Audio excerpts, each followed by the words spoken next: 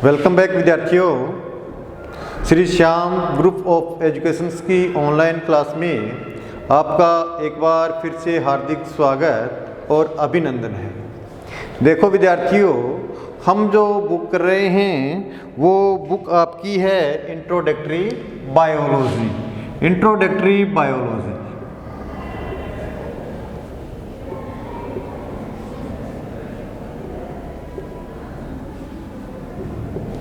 और part number ये है 7 नंबर पार्ट। देखिए विद्यार्थियों, हमने इससे पहले की क्लास में ये जाना था कि जो कोशिका होती है, कोशिका के बाहर जो जीवित परत के रूप में पाई जाती है वह इसकी प्लाज्मा मेम्ब्रेन या जीवद्रव्य कला होती है। क्या होती है? प्लाज्मा मेम्ब्रेन होती है। और प्लाज्मा मेम्ब्रेन आपको बताया था प्रोटीन, लिपिड, कार्बोहाइड्रेट और आयंस की बनी होती है और मुख्यतः जो पदार्थ होगा वह प्रोटीन और लिपिड होता है। ठीक है। अब देखिए विद्यार्थियों, हम बात कर रहे थे कि ये जो प्लाज्मा मेम्ब्रेन किस प्रकार से निर्मित होती है, इसकी जो जैविक संगठन या रासायनिक संगठन होता है वो किस प्रकार से होता है, इसके बारे में बहुत से वैज्ञानिकों ने अपने क्या प्रस्तुत किए थे, मत प्रस्तुत किए थे और जिन्हें किस नाम से जाना जाता है, जिन्हें प्लाज्मा मेम्ब्रेन के सिद्धांत के नाम से जाना जाता है। यानी कि इन्हें हम क्या कहते हैं कि जो प्लाज्मा मेम्ब्रेन का जो संगठन किस प्रकार से होता है इस थ्योरी के नाम से जाना जाता है। हमने इसके बारे में एक सिद्धांत पढ़ा था, वो ओवरटोन का सिद्धांत पढ़ लिया था। यानी कि ओवरटोन ने केवल लिपिड से बनी हुई ये परतें बताई थी। यानी कि ओवरटोन का सिद्धांत हमने पढ़ लिया था। दूसरा सिद्धांत हमने कौन सा पढ़ा था? गार्टनर और ग्रैंडन का। गार्टनर और ग्रैंडर की थ्योरी पढ़ी थी और उन्होंने क्या बताया था? उन्होंने जो थ्योरी दी थी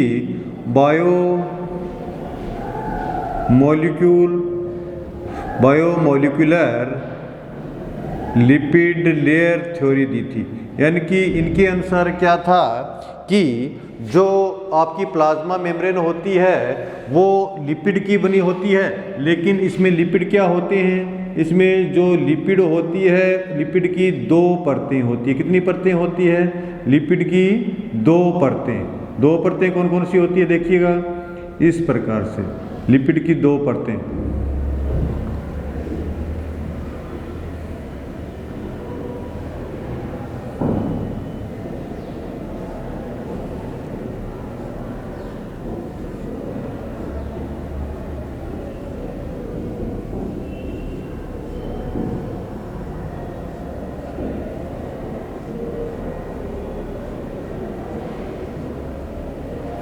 अर्थात लिपिड की द्विआण्विक परत के रूप में ये बनी होती है।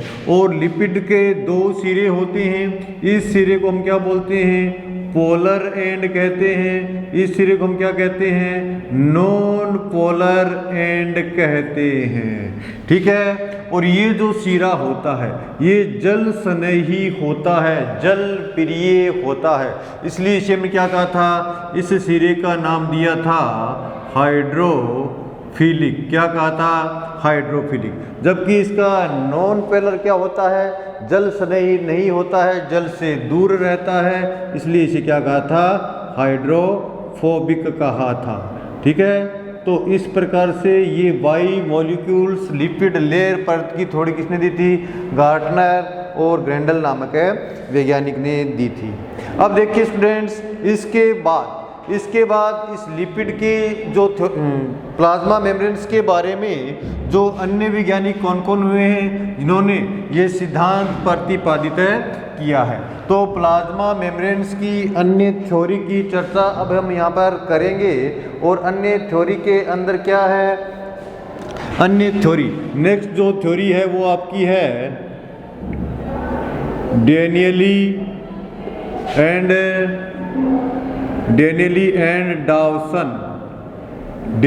एंड डाउसन्स की थ्योरी है।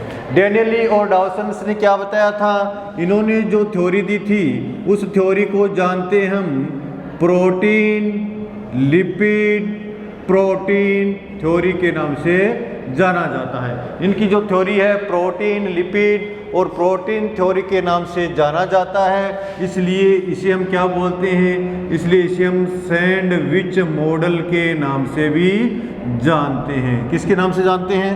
Sandwich model.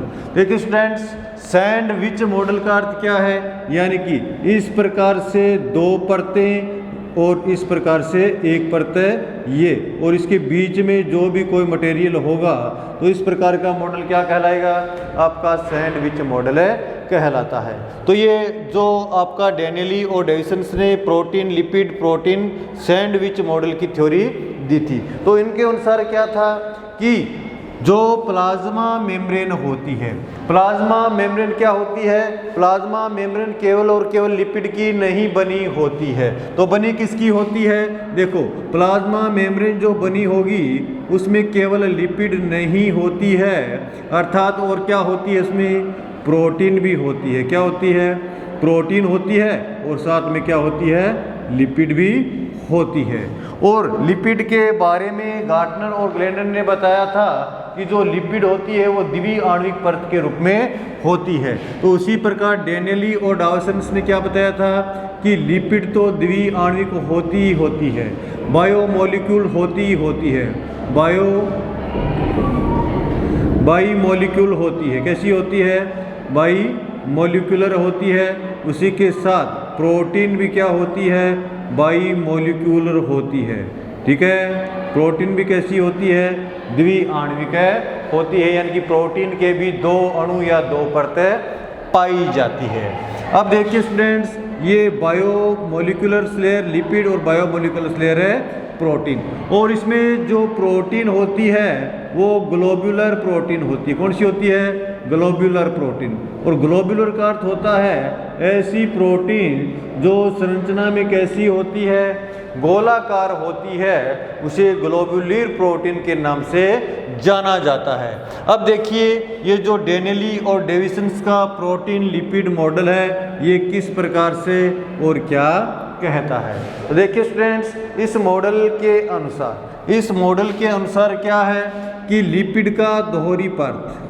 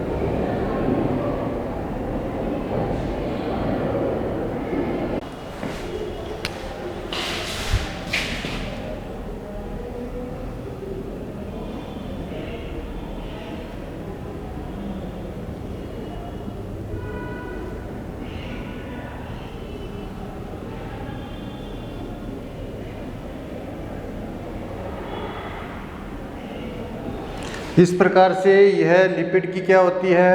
द्वि आणविक परत होती है। द्वि आणविक परत, ये इसका क्या हो गया? ये इसका पोलर एंड और ये इसका नॉन पोलर एंड, ये नॉन पोलर एंड। अब देखिए इसके दोनों तरफ ये क्या है, दोनों तरफ ये प्रोटीन पाई जाती है। दोनों तरफ क्या पाई जाती है, ये प्रोटीन पाई जाती है।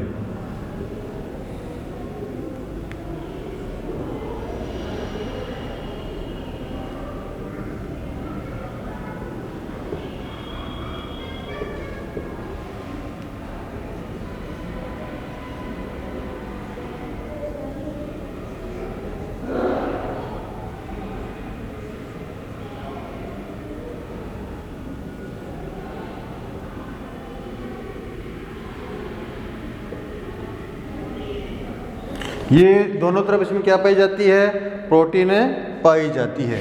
और ये प्रोटीन कैसी होती है, गोलाकार होती है, इसलिए इसे ग्लोब्यूलर प्रोटीन कहा जाता है। कौन सी प्रोटीन कहा जाता है, ग्लोब्यूलर प्रोटीन के नाम से जाना जाता है। अब देखिए स्टूडेंट्स, ये जो प्लाज्मा मेम्ब्रेन है, बीच में लिपिड की परत है और दोनों तरफ क्या है, प्रोटीन। ये बाहर की तरफ प्रोटीन है और ये क्या है, अंदर की तरफ प्रोटीन। इसलिए इसे क्या बोल दिया, एक्सटीरियर प्रोटीन कह दिया। कौन सा कह दिया, एक्सटीरियर है प्रोटीन। और ये क्या है, इंटीरियर है, तो इसे क्या कह दिया, इंटीरियर है प्रोटीन।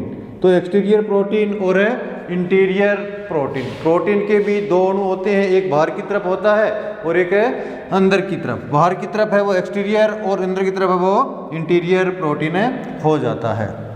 अब देखिए स्टूडेंट्स, इसमें देखिए ये कोई आपका प्रोटीन के बीच में लिपिड, यानी कि एक परत दोनों तरफ एक जैसी और बीच में क्या है, लिपिड। ये इस प्रकार का संरचना है जिस प्रकार से क्या होता है, आपका सैंडविच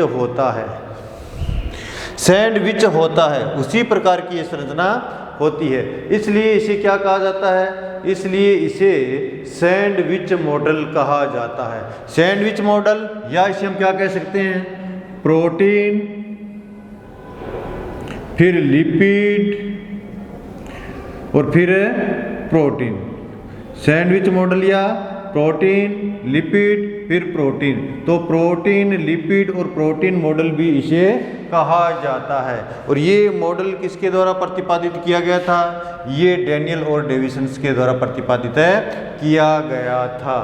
अब देखिए स्टूडेंट्स, इसके बाद में जो मॉडल आता है 4 नंबर पे मॉडल कौन सा आता है, 4 नंबर पे जो मॉडल आता है उसकी बात कर लेते हैं। 4 नंबर पे जो आपका मॉडल आएगा वह मॉडल क्या है, वह मॉडल है आपका रॉबर्टसन का यूनिट मेम्ब्रेन मॉडल। कौन सा है, 4 नंबर पे जो मॉडल है वह है रॉबर्टसन, वैज्ञानिक है। रॉबर्टसन ने क्या कहा है, यूनिट मेम्ब्रेन मॉडल। रॉबर्टसन का क्या है, यूनिट मेम्ब्रेन मॉडल। अब रॉबर्टसन का यूनिट मेम्ब्रेन मॉडल क्या है, रॉबर्टसन वैज्ञानिक ने तो इस मत की क्या किया है, इस मत का समर्थन किया है। तो इसके अनुसार रॉबर्टसन ने भी कहा है कि जो डैनियल और डेविसन ने जो आपका सैंडविच मॉडल बताया था, ये बात सही है कि प्रोटीन और लिपिड की दोहरी परतें पाई जाती है। लेकिन इसे यूनिट मेम्ब्रेन रॉबर्टसन ने क्यों कहा, इसका रीजन है। रॉबर्टसन के अनुसार क्या था कि ये दोहरी परत वाला, यानी कि बाहरी प्रोटीन और बीच में क्या पाई जाती है, लिपिड पाई जाती है। प्लाज्मा मेम्ब्रेन की जो परत होती है, प्लाज्मा मेम्ब्रेन की जो संरचना होती है, वास्तव में इसी रूप में होती है। लेकिन उन्होंने क्या कहा था कि इस प्रकार की संरचना केवल और केवल प्लाज्मा मेम्ब्रेन में ही नहीं होती है, इसके अलावा किस में होती है। हमें पता है कि कोशिका के अंदर कोशिका के बहुत से क्या पाए जाते हैं, अंगक पाए जाते हैं। उन्हें क्या बोलते हैं हम, कोशिकांग के नाम से जाना जाता है। तो रॉबर्टसन के अनुसार जो इसके कोशिकांग होते हैं, क्या होते हैं, कोशिकांग। कौन कौन से, देख लो, mitochondria, endoplasmic reticulum, Golgi complex, nucleus, ये सभी क्या होते हैं, कोशिका की कोशिकांग होते हैं। और इन कोशिकांगों के चारों ओर भी क्या पाई जाती है, इनकी झिल्ली पाई जाती है। तो रॉबर्टसन ने क्या कहा है कि इस प्रकार की संरचना केवल और केवल प्लाज्मा मेम्ब्रेन में ही नहीं पाई जाती, बल्कि इसी प्रकार की जो झिल्ली होती है वो किसमें पाई जाती है, वो इनके जो कोशिकांग होते हैं उन कोशिकांगों में भी पाई जाती है। अतः रॉबर्टसन ने क्या कहा था कि सभी कोशिकांग जो होते हैं वो केवल और केवल एक ही प्रकार की झिल्ली के बने होते हैं, इसलिए इन्हें बनाने वाली झिल्ली को क्या कहा है, एक इकाई झिल्ली का नाम दिया है। किसका नाम दिया है, इकाई झिल्ली का नाम दिया है। इसलिए जो आपका रॉबर्टसन मॉडल होता है इसे यूनिट मेम्ब्रेन मॉडल के नाम से जाना जाता है। किसके नाम से जाना जाता है, यूनिट मेम्ब्रेन मॉडल के नाम से जाना जाता है। अब देखिए स्टूडेंट्स, जो हम बात कर रहे हैं वो हम प्लाज्मा मेम्ब्रेन के आगे वाले मॉडल की बात कर रहे हैं। प्लाज्मा मेम्ब्रेन का जो आगे वाला मॉडल है वो सबसे सर्वमान्य मॉडल के रूप में जाना जाता है और उस मॉडल का नाम है तरल मोज़ेक मॉडल। किसके नाम से जाना जाता है, तरल मोज़ेक मॉडल, यानी कि लिक्विड फ्लूइड मोज़ेक मॉडल भी कहते हैं। उसे क्या बोलते हैं, फ्लूइड मोज़ेक मॉडल या तरल मोज़ेक मॉडल। ये किसने दिया था, ये मॉडल दिया था सिंगर और निकोलसन नामक वैज्ञानिकों ने इस मॉडल का क्या किया था, प्रतिपादन किया था। अब देखिए स्टूडेंट्स, ये जो तरल मोज़ेक मॉडल सिंगर और निकोलसन ने क्या कहा है, उन्होंने ये कहा है कि जो प्लाज्मा मेम्ब्रेन में लिपिड की परत होती है, कौन सी परत, प्लाज्मा मेम्ब्रेन में जो लिपिड की परत होती है वो पूर्ण रूप से ठोस न होकर किस रूप में होती है, अर्ध तरल रूप में होती है। किस रूप में होती है, अर्ध तरल रूप में होती है, अर्ध तरल रूप से होती है। तो अर्ध तरल रूप में होने के कारण क्या होता है कि ये जो लिपिड होती है, लिपिड कहीं कहीं पर क्या कहेंगे कि प्रोटीन के साथ संयोजित होती है। कहीं कहीं पर क्या होती है, प्रोटीन के साथ संयोजित होती है। अर्थात इसके अंदर जो प्रोटीन पाई जाती है वो क्या पाई जाती है, दो रूपों में पाई जाती है। कितने रूपों में पाई जाती है, दो रूपों में पाई जाती है। दो रूप कौन से होंगे, एक तो जो प्रोटीन बाहर की ओर होती है, जो परिधि की ओर होती है, उसे हमने क्या कह दिया, परिधीय प्रोटीन या पेरिफेरल प्रोटीन के नाम से जाना जाता है। लेकिन देखो बाहर की ओर, ये भी देखो बाहर की ओर है, किसके बाहर है, लिपिड के बाहर, और ये प्रोटीन भी क्या है, लिपिड के बाहर की ओर है। तो ये दोनों तरफ जो बाहर की प्रोटीन है, इन दोनों तरफ की प्रोटीन को हमने क्या कह दिया, इन्हें तो कह दिया परिधीय प्रोटीन। कौन सी प्रोटीन कह दिया, परिधीय प्रोटीन। लेकिन सिंगर और निकोलसन के अनुसार कुछ प्रोटीन क्या पाई जाती है, कुछ प्रोटीन जो होती है वो आपके ये जो लिपिड के अणु होते हैं, इन लिपिड के अणुओं के क्या होती है, बीच बीच में धंसी रहती है।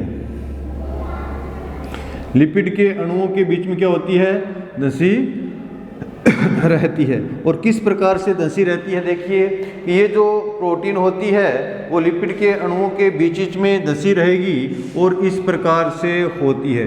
ये लिपिड का अणु है,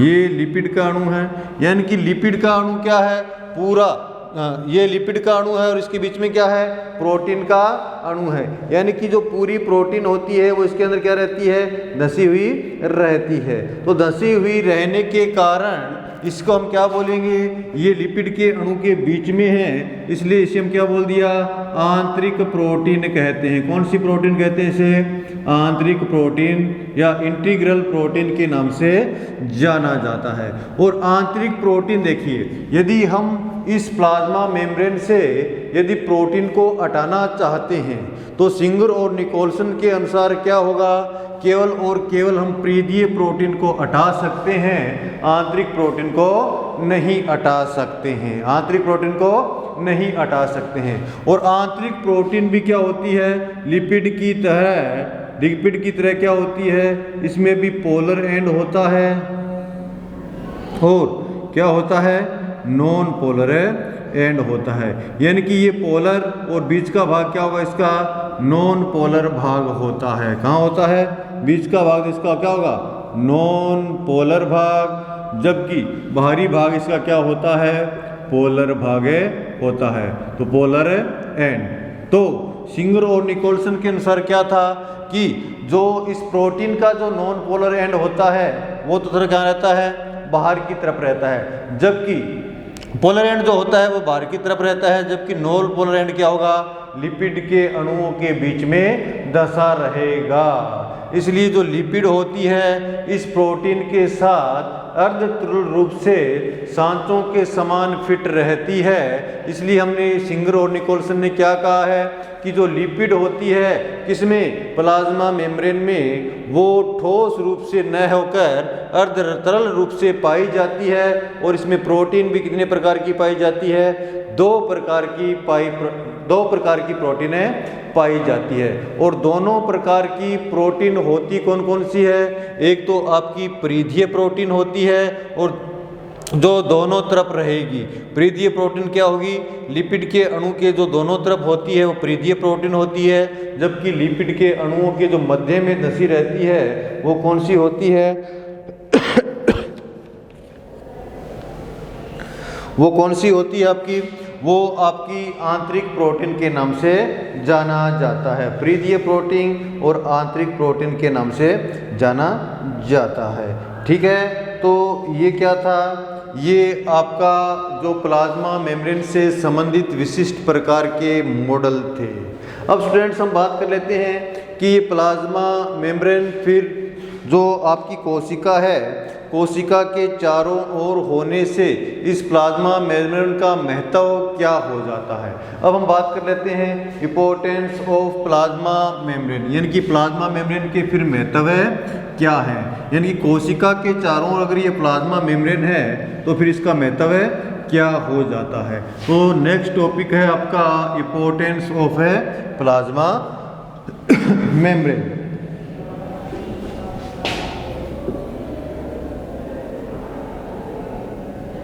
importance of plasma membrane, plasma membrane के इंपॉर्टेंस। अब देखिए स्टूडेंट्स कि प्लाज्मा मेम्ब्रेन कोशिका के सबसे भारी आवरण होता है। भारी आवरण होता है या नहीं होता है, इसलिए ये कोशिका की क्या करता है, कोशिका की निश्चित सीमा का क्या करती है, निर्धारण करती है। एक तो ये हो गया, ये कोशिका ही क्या करती है, निश्चित सीमा का निर्धारण करती है। नेक्स्ट देखिए, ये प्लाज्मा मेम्ब्रेन जो होती है, प्लाज्मा मेम्ब्रेन जो होती है कैसी होती है, सेमी पेरिमिएबल्स होती है, या हम क्या कहेंगे, सिलेक्टिव पेरिमिएबल्स होती है। देखो सेमी प्रेमेबल्स या सिलेक्टिव प्रीमेबल्स का अर्थ क्या हो गया, यानी कि सेमी प्रेमेबल का होता है अर्ध पारगम्य। कैसी होती है, अर्ध पारगम्य, या इसे हम क्या बोलते हैं, चयनात्मक पारगम्य। तो अर्ध पारगम्य या चयनात्मक पारगम्य से क्या अर्थ है कि इसमें सभी पदार्थ नहीं गुजर सकते हैं, यानी कि जो कोशिका के लिए उपयोगी पदार्थ होते हैं वो ही कोशिका में प्रवेश कर सकते हैं, बाकी के पदार्थ कोशिका के अंदर प्रवेश नहीं करते हैं। अर्थात प्लाज्मा मेम्ब्रेन जो होती है वो क्या करेगी, कोशिका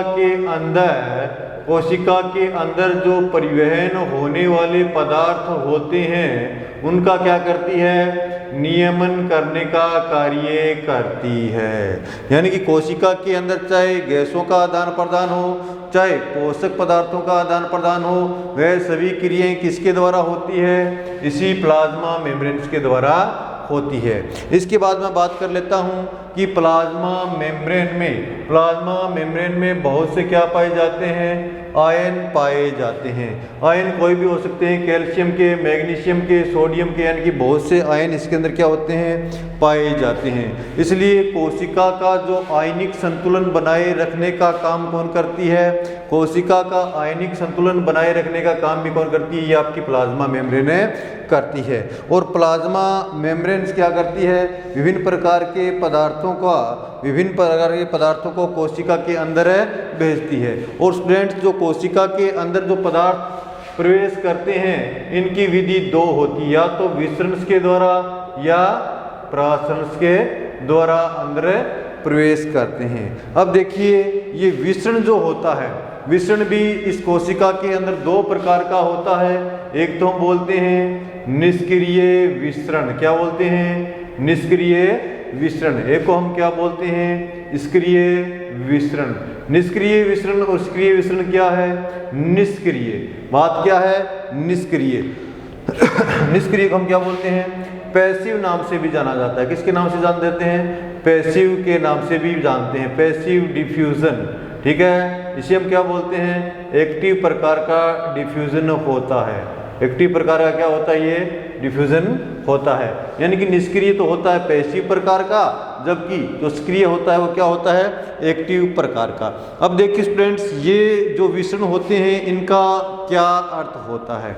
एक्टिव का अर्थ होता है कि पदार्थों का निम्न सांद्रता से उच्च सांद्रता की ओर जाना, यानी कि जहाँ पर सांद्रता पहले से ही उच्च है उधर पदार्थों का ओर जाना सीधी प्रक्रिया के द्वारा संभव नहीं होता है। यानी कि जब इस प्रकार का विसरण होता है तो वहाँ पर किसकी आवश्यकता होती है, एनर्जी की आवश्यकता होती है। और हमें पता है कि कोशिका के पास जो एनर्जी पाई जाती है वो एटीपी के रूप में होती है। अर्थात जो कोशिका होगी वो एडिनोसिन ट्राइफॉस्फेट यानी कि एटीपी के रूप में होती है। और ये एटीपी क्या होती है, खर्च होती है।